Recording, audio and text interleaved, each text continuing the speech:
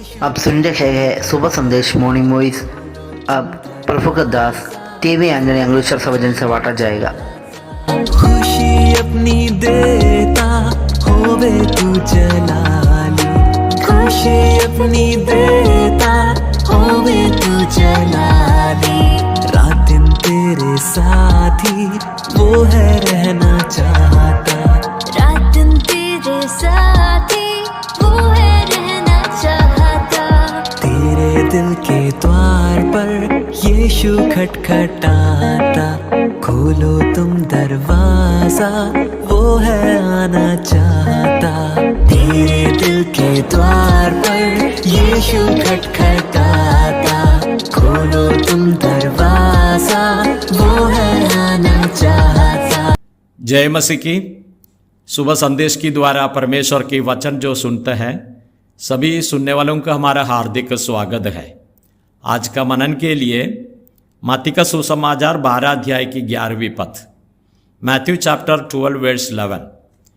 उसने उनसे कहा, तुम ऐसा कौन है जिसकी एक ही भेड़ हो और वह शबत के दिन गड्ढे में गिर जाए तो वह उसे पकड़कर ना निकाले। प्रभु हमको सहायता करे।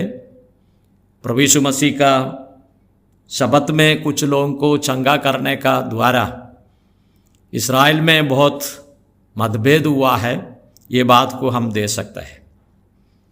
तो यहाँ हम तो सूखे हाथ वाले को प्रभु यीशु मसीह चंगा करने का वजह से लोग प्रभु यीशु मसीह का विरोध में आए हैं, ये बात को यहाँ हम देखते हैं। प्रभु इसी प्रकार कहते हैं, तुम में ऐसा कौन है जिसकी एक ही भेड़ हो और वह शबत का दिन गड्ढे में गिर जाए तो वह उसे पकड़कर ना निकाले। एक भेड़ है तो गड्ढे में गिर जाएगा तो उसको कैसे भी निकाल दूंगा। इसी प्रकार हम देखते हैं।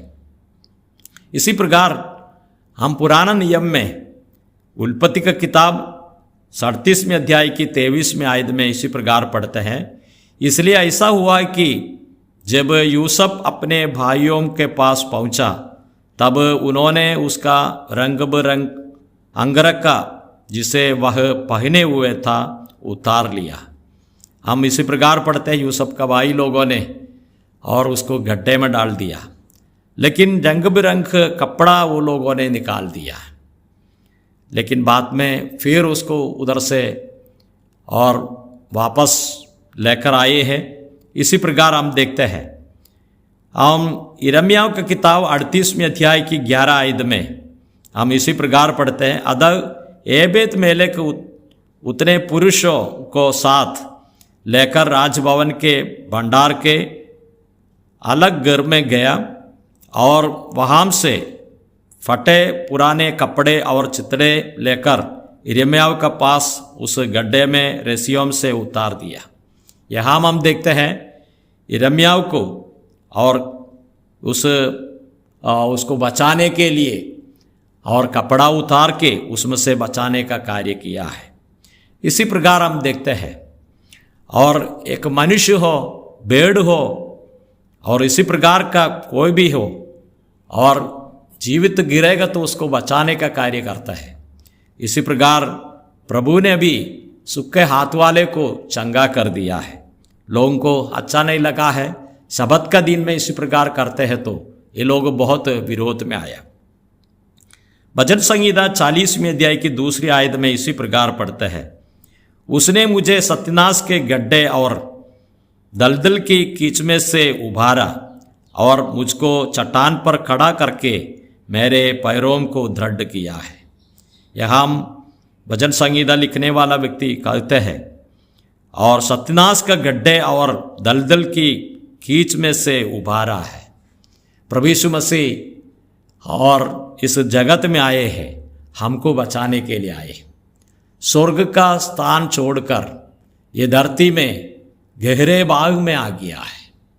हम इसी प्रकार देखते हैं सारे और स्वर्ग इतने ऊपर है, वहाँ से उतर कर प्रभु यीशु मसीह जगत में जन्म लिया।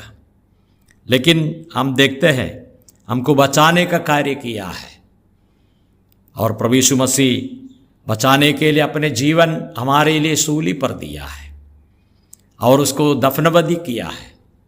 वहां से प्रभु यीशु मसीह सजीवन हुआ, इस गड्ढे में उतर कर हमको बचाने का कार्य किया है। इस बातों को ये समय पर हम याद करते हैं।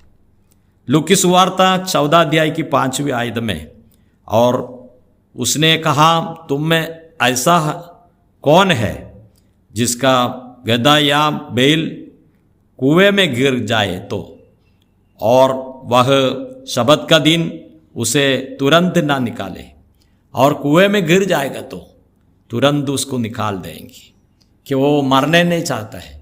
इससे भी कितना बड़ा है एक मनुष्य और नरक में जाने से हमको बचाने के लिए प्रभु यीशु मसीह इस जगत में और उतर के आए हैं, और क्रूस का मृत्यु को सहन कर कर गड्ढे में, और गड्ढे में से प्रभु यीशु मसीह उबारा है।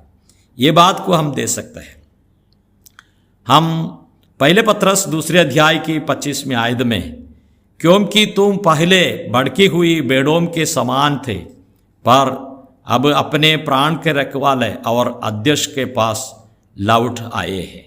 यहाँ हम देखते हैं हमारा बारे में लिखा हुआ है, हम भड़की हुई बेड़ों के समान थे, लेकिन अपने प्राण का रखवाला और अध्यक्ष के पास लौट आए हैं। हम प्रभु यीशु मसीह को अंगीकार किया है, एक अध्यक्ष तरीके है हमारा, इस प्राण का रखवाला है। हम प्रभु का पास में आकर प्रभु को धन्यवाद स्तुति करते हैं। वो मुझे बचा लिया है, उस बड़े प्रेम के लिए परमेश्वर को धन्यवाद स्तुति करते हैं। यशायाह का किताब 53 अध्याय की कलम 6 में, हम तो सबके सब बेड़ों के समान बढ़ के गए थे, हम में से हर एक ने अपने अपने मार्ग लिया, और यहोवा ने हम सबों को अधर्म के बोझ से उसी पर ला दिया। हमारा अधर्म का बोझ प्रभु यीशु मसीह के ऊपर आए हैं। ये बात को यहाँ हम देख सकते हैं। वो कितने बड़ा खड्डा है हमारा, लेकिन वो खड्डा से हमको उभार लिया है, हमको ऊपर लेकर आए हैं। हम इससे भी बड़ा खड्डे में हम जाने वाला है, अनंत काल की नरक का गड्ढे में, लेकिन उसमें से हमको प्रकाश में लेकर आए, हमको एकदम अच्छे जगह में लेकर आए। जैसे सूखे वाला हाथ में रहने वाला व्यक्ति को कैसे चंगा किया है, उतने समय तक उसका वो हाथ से कुछ नहीं कर सकता है, लेकिन प्रभु यीशु मसीह हमको ठीक करने का वजह से हमारा अंगावयव प्रभु के लिए महिमा के लिए उपयोग करते हैं। इसके लिए ये प्रभु को हम धन्यवाद स्तुति करेंगे। प्रभु कितना बड़ा महान है और स्वर्ग में रहने वाला प्रभु है, लेकिन मुझे और आपको ढूंढकर इस पृथ्वी में आकर हमारे पाप का दंड है प्रभु यीशु मसीह ने सूली पर ले लिया है, मृत्यु सहन किया और कब्र के अंदर गए हैं, और वहाँ से प्रभु यीशु मसीह सजीवन होकर आज स्वर्ग में विराजमान है। ये प्रभु को हम विश्वास किया है तो हमारे जीवन में मिला है। इतने सुंदर अनुग्रह की बात के लिए हम धन्यवाद स्तुति करेंगे। ये प्रभु यीशु मसीह एक बार और भी आने वाला है। क्यों आता है?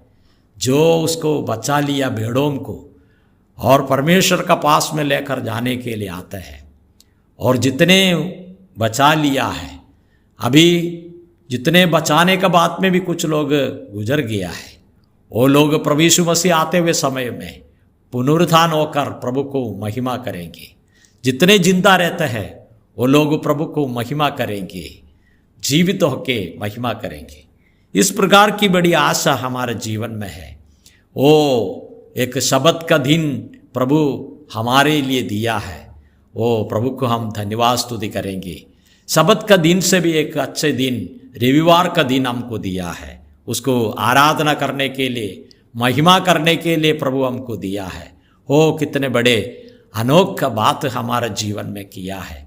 प्रभु एक ही है, आराधना के लिए योग्य है, महिमा के लिए योग्य है, स्वर्ग का परमेश्वर है। उसके ऊपर हम विश्वास करने के लिए प्रभु हमको सहायता किया, उस अनमोल प्रभु को हम देखेंगे, उसकी स्तुति करेंगे, उसकी महिमा करेंगे। जय मसीह की।